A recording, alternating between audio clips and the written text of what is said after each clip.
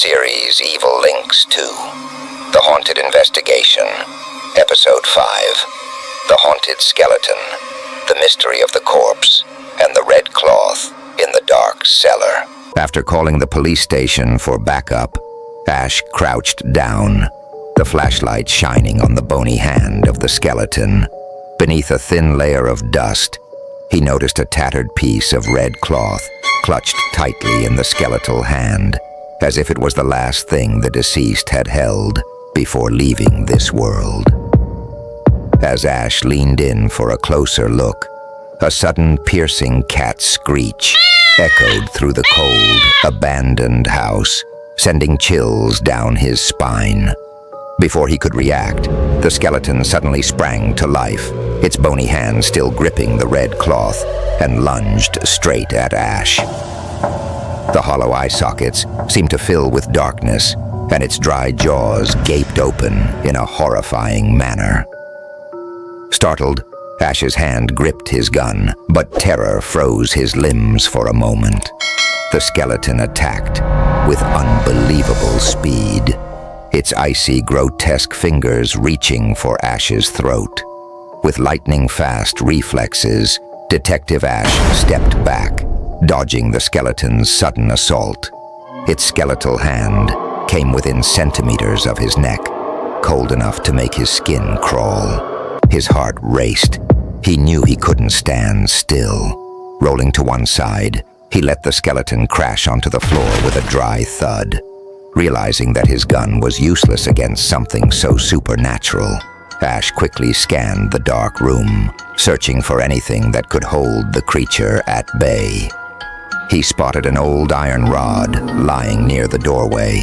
Without hesitation, Ash grabbed it just as the skeleton rose again, launching another attack.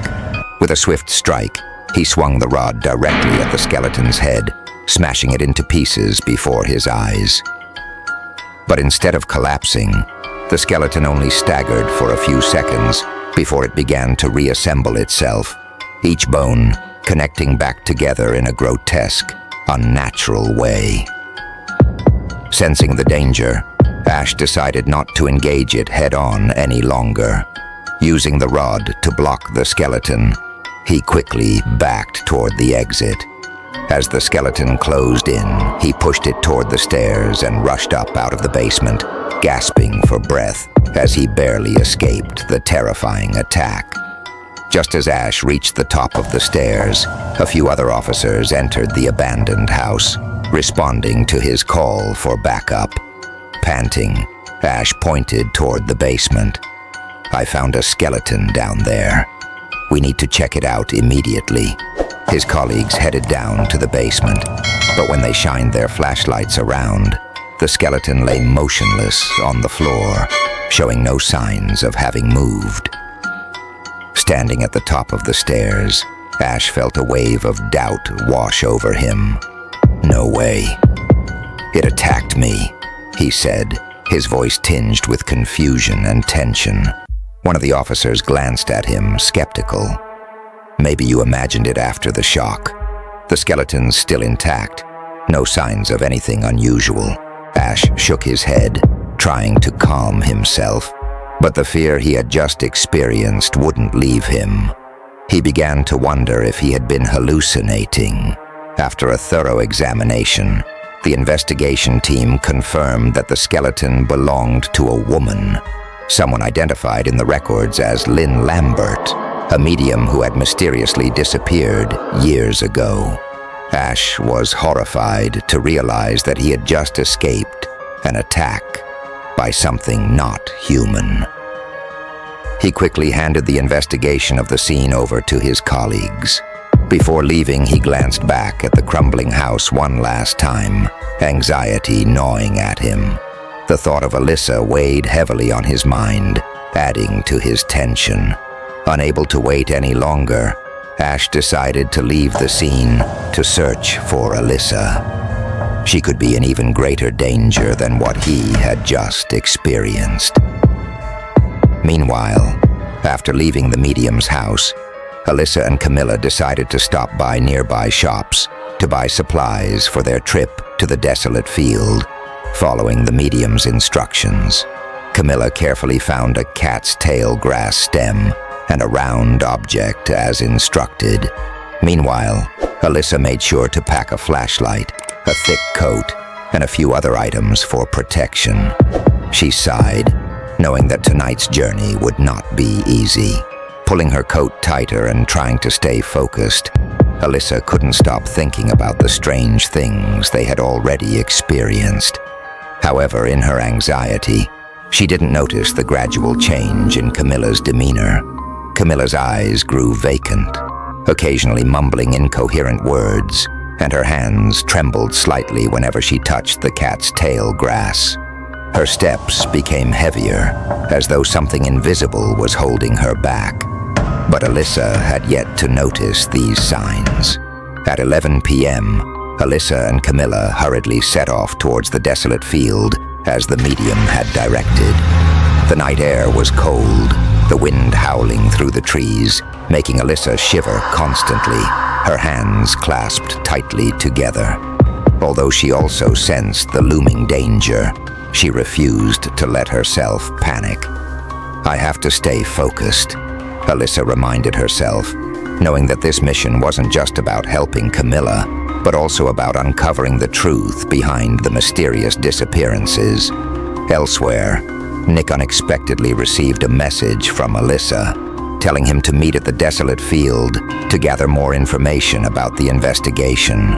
Nick frowned in surprise, wondering how Alyssa knew he was in town since he had kept his trip secret to avoid being scolded by his sister.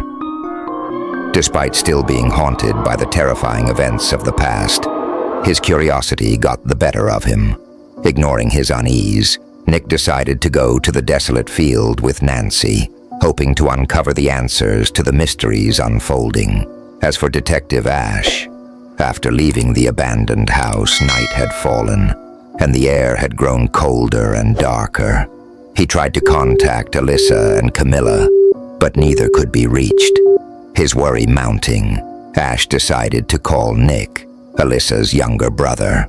When Nick mentioned that Alyssa and Camilla were at the desolate field, Ash couldn't sit still any longer. The sense of impending danger was clear, and he quickly drove straight toward the desolate field, filled with unease. At exactly midnight, a thick fog enveloped the desolate field. Alyssa and Camilla walked in silence, the only sound being the wind whispering through the trees. Suddenly, a vague figure appeared in the distance, beckoning them forward. Alyssa squinted, a cold chill running down her spine.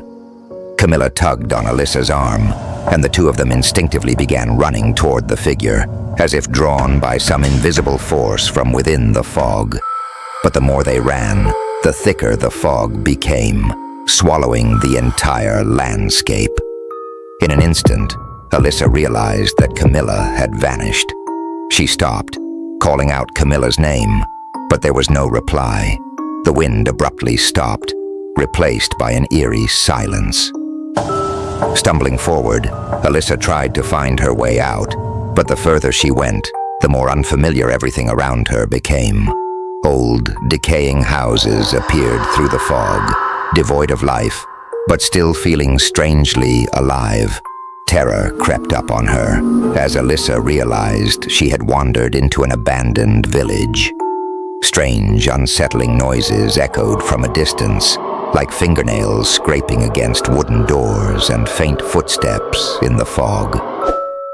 She turned, shouting Camilla's name, but only her own voice echoed back from the empty village. The silence pressed down on her, each breath feeling strangled by the cold. Alyssa turned around, but the sight before her made her freeze. The path she and Camilla had just crossed had completely disappeared, swallowed by the thick fog. The withered trees were gone too, replaced by an empty void filled with darkness. Feeling the panic rise within her, Alyssa knew there was no other choice. She had to venture deeper into the abandoned village, hoping to find Camilla or a way out. Her footsteps echoed softly on the cold, damp ground, swallowed by the oppressive silence that surrounded her. As Alyssa ventured further into the abandoned village, the eerie chill never left her. Ghostly figures began to appear in her sight. They moved silently within the old, decrepit houses, sometimes standing still, gazing out through broken windows. Though the village had been abandoned for a long time, these shadows seemed to still linger, as if they belonged to another world. Alyssa fearfully stepped closer to get a better look, but as soon as she drew near, the figures dissolved into nothingness, leaving behind only empty space.